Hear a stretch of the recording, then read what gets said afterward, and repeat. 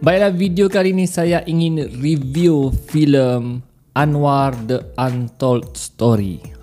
Sekarang ketika saya bercakap ni, filem ni tengah hangat diperkatakan dan biasalah ya, filem ni dia menceritakan sosok seorang pemimpin iaitu Perdana Menteri Malaysia yang ke-10 iaitu Datuk Seri Anwar Ibrahim. Jadi biasalah Datuk Seri Anwar Ibrahim dia adalah dia punya pembangkang musuh-musuh dia kan. Jadi kalau kita ceritakan review filem ni, pasti akan ada orang cakap walanon lah, mentaksub lah. Saya tidak ceritakan pasal tentang taksub politik ni, okey? Taksub politik ketepikan tu. Saya ingin review filem ni sebagai seorang penonton, okey? Filem ni dia menceritakan tentang perjalanan politik ya, Datuk Seri Anwar Ibrahim dari tahun 1993 hingga tahun 1995, di mana dia dahulu pada tahun 1993 dia adalah Timbalan Perdana Menteri Malaysia.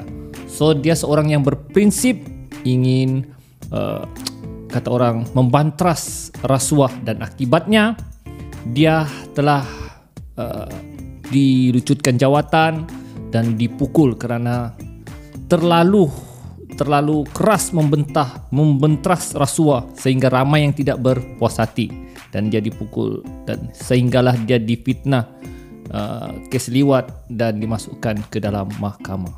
So itulah review hipnosis ringkas tentang filem Anwar The Untold Story. Okey, jadi saya telah tengok filem ni dengan family saya, dengan isteri saya, anak-anak saya untuk saya dedahkan tentang biografi seorang pemimpin yang sangat saya respect. So biarlah anak-anak saya tahu siapa tu Anwar Ibrahim. Sebab kenapa? Okey. Sebab saya di antara orang yang follow dia punya kisah dari zaman reformasi tahun 1998 sehinggalah dia menjadi Perdana Menteri. Walaupun saya tidaklah terlalu taksub, terlalu excited sampai berabisan lah ya, tidak juga, cuma saya follow ceritanya. Jadi saya tahu bagaimana perjalanan perjuangan Datuk Seri Anwar Ibrahim. Masa saya tingkatan 2 ketika zaman reformasi 1998, saya masa tu tingkatan 2. So masih kurang faham lagi apa benda tu. Namun saya mula mendalami Datuk Seri Anwar Ibrahim ketika salah seorang keluarga saya, pakcik saya, di antara orang kuat ABIM, okay, telah menjadi mangsa siasatan, ISA apa semua. So saya pelik lah kenapa sampai pakcik saya pun terlibat apa semua benda ni kan. Jadi saya cuba kaji kenapa orang takut sangat dengan Datuk Seri Anwar Ibrahim. So setelah saya kaji, saya selusuri sehinggalah beliau hingga menjadi Perdana Menteri.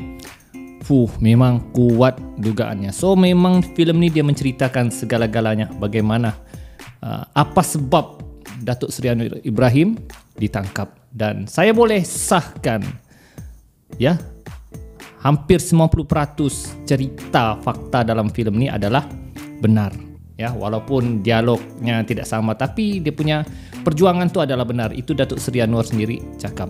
Okey.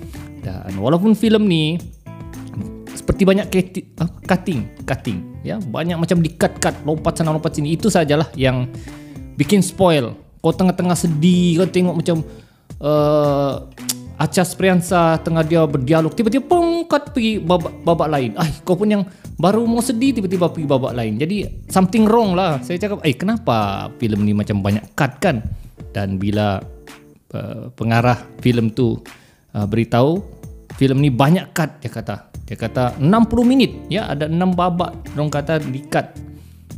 Sebab tertentu lah, kurang pasti, mungkin ada benda-benda sensitif terpaksa di-cut, tapi spoil lah, bikin spoil cut tu. Walaupun begitu, oleh kerana saya sentiasa mengikuti kisah reformasi ni, so saya faham juga lah sedikit. Jadi siapa yang tidak mengikuti zaman reformasi itu, mungkin mereka akan agak keliru sedikit. Macam anak-anak saya orang cakap, kenapa macam ceritanya begini, pelik lah. Tapi sekurang-kurangnya mereka tahulah siapa Datuk Seri Anwar Ibrahim.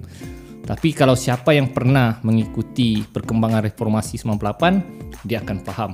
So, bagi saya ini filem yang baik. Jadi, saya galakkan anda tonton filem Anwar The Untold Story. Untuk filem ni, saya bagi 3/5 bintang. Saya harap di Netflix atau di mana saja, saya mau filem ni yang full, yang tidak ada cutting. Sebab seperti saya cakap, cutting ni banyak spoil lah, bikin spoil. Tapi apa-apapun, ia satu tontonan yang bagus untuk anda semua.